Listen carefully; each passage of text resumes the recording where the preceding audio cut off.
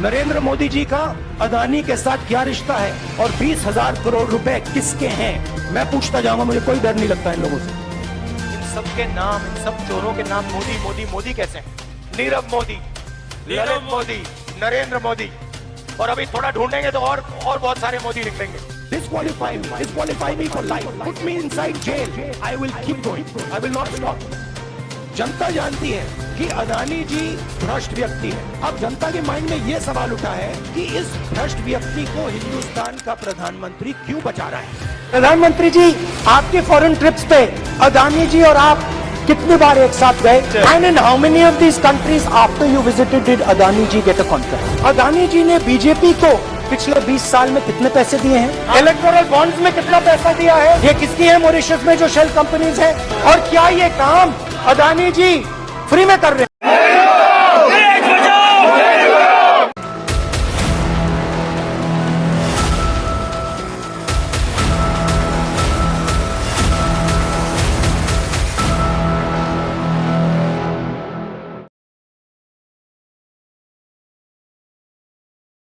राहुल गांधी को कन्विक्ट किया गया एक डिफेमेशन केस के लिए गुजरात कोर्ट द्वारा।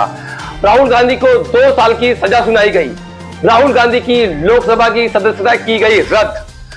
सभी ऑपोजिशन पार्टियों ने कहा यह एक इंडियन डेमोक्रेसी के लिए काला दिन है। आइए जानते हैं हम क्या है हकीकत इस केस के बारे में। दरअसल यह मामला 2019 के लोकसभा के इलेक्शन का है, जब राहुल गांधी ने कर्नाटका के कोलार में अपनी स्पीच में जब वो स्पीच दे रहे थे तो उन्होंने डिमोनेटाइजेशन यानी नोटबंदी, जीएसटी और जो घोटाले हुए उसको लेकर वो भाषण दे रहे थे।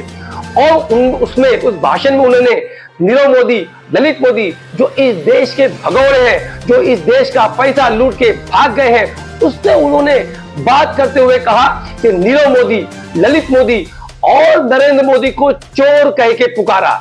दरअसल पूरा डिफेमेशन केस यही इस एक भाषण पे निर्धारित है। पूरा डिफेमेशन केस यही एक भाषण पर है। तो आइए सुनते हैं राहुल गांधी ने उस अपने भाषण में क्या कहा था। आपसे कहते हैं काले धन के खिलाफ लड़ाई, आपको धूप में बैंक की लाइन के सामने खड़ा करते हैं, आपके जेब में से पैसा निकाल के बैंक में डालते हैं और फिर आपको पता लगता है कि आप ही का पैसा नीरव मोदी उठा के भाग गया। 35,000 करोड़ रुपए आपकी जेब से निकालकर उसकी जेब में। मेहुल चोकसी, ललित मोदी। अच्छा, एक छोटा सा सवाल, इन सब के नाम, इन सब चोरों के नाम मोदी मोदी मोदी कैसे हैं? नीरव मोदी, ललित मोदी, नरेंद्र मोदी, और अभी थोड़ा ढूंढेंगे तो और बहुत सारे मोदी निकलेंगे। नहीं नीरव मोदी, नहीं ललित मोदी और नहीं प्राइम मिनिस्टर नरेंद्र मोदी ने इस पे केस किया। इस पे केस एक बीजेपी के एमएलए और पूर्व मंत्री पूर्णेश मोदी ने केस किया। पूर्णेश मोदी ने कहा कि ये पूरी मोदी कम्युनिटी पे इंसल्ट है। राहुल गांधी की ये स्पीच, राहुल गांधी का ये भाषण जिसमें उन्होंने मोदी समाज को चोर कहा है, ये पूरे मोदी समाज की इंसल्ट है और अपमान है। राहुल गांधी के इस भाषण को अलग अलग न्यूज़पेपर्स ने अलग अलग तरीके से ट्रांसलेट किया। बीबीसी के पोर्टल पे बीबीसी ने इसका ट्रांसलेशन सही तरीके से किया। बीबीसी ने कहा all these thieves are Modi. इसमें बहुत बड़ा फर्क है जो एक सही ट्रांसलेशन है।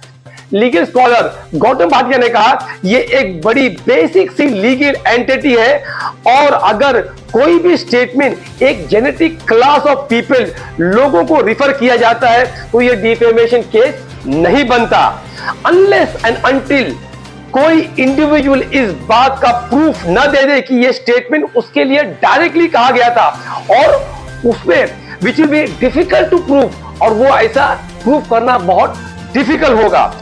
गौतम भाटिया का यह भी कहना है कि यह बड़ी अजीब बात है कि कोर्ट के जज ये बेसिक चीज से कैसे अनअवेयर रह गए। राहुल गांधी ने पूर्णेश मोदी के बारे में डायरेक्टली कुछ भी नहीं कहा और जो पूर्णेश मोदी ने क्रॉस एग्जामिनेशन में ये बात को माना कि राहुल गांधी ने डायरेक्टली मुझे रिफर नहीं किया। कोर्ट ने सजा सुनाते वक्त मैक्सिमम पनिशमेंट दिया यानी 2 साल की सजा सुनाई। कोर्ट का यह मानना है कि राहुल गांधी एक मेंबर ऑफ पार्लियामेंट है, इसीलिए उनका इंपैक्ट भी बहुत ज्यादा बड़ा है, इसीलिए राहुल गांधी के क्राइम की सीरियसनेस भी बढ़ जाती है। और अगर राहुल गांधी को कम पनिशमेंट दिया तो यह समाज में एक गलत मैसेज जाएगा। दरअसल डिफेमेशन कानून 160 साल पुराना कानून है जो 1860 में ब्रिटिश के वक्त का कानून है और ब्रिटिश लोग इस कानून का इस्तेमाल करते थे लोगों की आवाजों को दबाने के लिए, लोगों की वॉइस को सप्रेस करने के लिए। तमाम पॉलिटिकल पार्टियां जब भी पावर में आती हैं ऐसे कानून को, डिफेमेशन कानून, सेडिशन का लॉ, ये तमाम कानून को रखी हुई है अपने पर्सनल इस्तेमाल के लिए। इसीलिए 160 साल पुराना कानून जो अंग्रेजों के वक्त का है, जो 1860 में बनाया गया था, आज भी हमारे कानून व्यवस्था का हिस्सा है। इसे पॉलिटिकल पार्टियां नहीं निकालती है क्योंकि जो भी पॉलिटिकल पार्टी आती है वो अपने मतलब के हिसाब से, अपने तरीके से इस कानून का इस्तेमाल करती हैं लोगों की आवाजों को दबाने के लिए। सीनियर एडवोकेट कपिल सिब्बल का यह मानना है ये पूरा प्रोसेस और आउटकम इसका बहुत ही बिजार और अजीब रहा। लीगल प्रोसेस को यहाँ पर इस्तेमाल किया जा रहा है पॉलिटिकल रीजंस के लिए। A case was registered against Rahul Gandhi under IPC section 500 and 499. Section 500 define करता है imprisonment up to maximum 2 years with or without fine, और सेक्शन 499 डिफाइन करता है कि डिफेमेशन क्या होगा। राहुल गांधी ने जिस तरह से लोकसभा में अपने सवाल उठाए और राहुल गांधी ने यह सवाल पूछा कि क्या रिश्ता है गौतम अडानी का और हमारे देश के प्राइम मिनिस्टर नरेंद्र मोदी का, ये देश के सामने बताएं, और क्यों गौतम अडानी को पूरी बीजेपी सरकार और उसके मंत्री बचाना चाहते हैं। और राहुल गांधी ने कहा वो शेल कंपनियां जिसमें 20,000 करोड़ रुपया वो किसका है। ये तमाम सवालात राहुल गांधी ने हाउस में उठाए थे, पार्लियामेंट में पूछे थे। मेरा सवाल प्रधानमंत्री जी से, और सिंपल सवाल है, नरेंद्र मोदी जी का अदानी के साथ क्या रिश्ता है? 20,000 करोड़ रुपए किसके हैं? क्या अदानी ग्रुप को बचाने के लिए LIC और SBI को ऑर्डर दिया गया? किसके कहने? प्रधानमंत्री जी, आपके फॉरेन ट्रिप्स पे अदानी जी और आप कितनी बार एक साथ गए? And in how many of these countries after you visited did Adani ji get a contract? Adani जी ने बीजेपी को पिछले 20 साल में कितने पैसे दिए हैं? इलेक्टोरल बॉन्ड्स में कितना पैसा दिया है? ये किसकी है मॉरिशस में जो शेल कंपनीज है? और क्या ये काम अदानी जी फ्री में कर रहे हैं? सवाल पूछना मैं बंद नहीं करूंगा, मैं पूछता जाऊंगा, मुझे कोई डर नहीं लगता इन लोगों से। और अगर ये सोचें कि मुझे डिस्क्वालीफाई करके, धमका के, जेल में डाल के मुझे बंद कर सकते, नहीं, मेरी वो हिस्ट्री नहीं है। हम पूछेंगे, एक बार नहीं हजारों बार पूछेंगे, रुकेंगे नहीं। जब तक अदानी जी की सच्चाई नहीं निकलेगी तब तक हम नहीं रुकेंगे।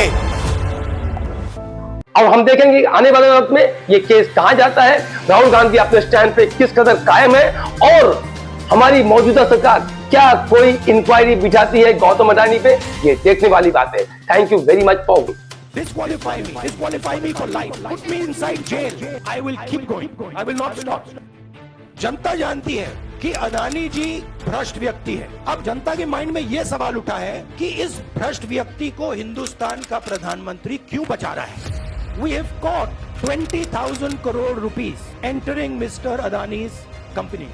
Nobody knows whose money that is. That money cannot be Mr. Adani's money. All this OBC, disqualification, anti-national, all this is to distract from the panic that the Prime Minister is feeling, that his relationship with Mr. Adani is going to be exposed. Let me tell you, that relationship is going to be exposed. Nobody is going to stop that. मैं सच्चाई बोलता हूँ, राजनीति में ये fashionable बात नहीं है।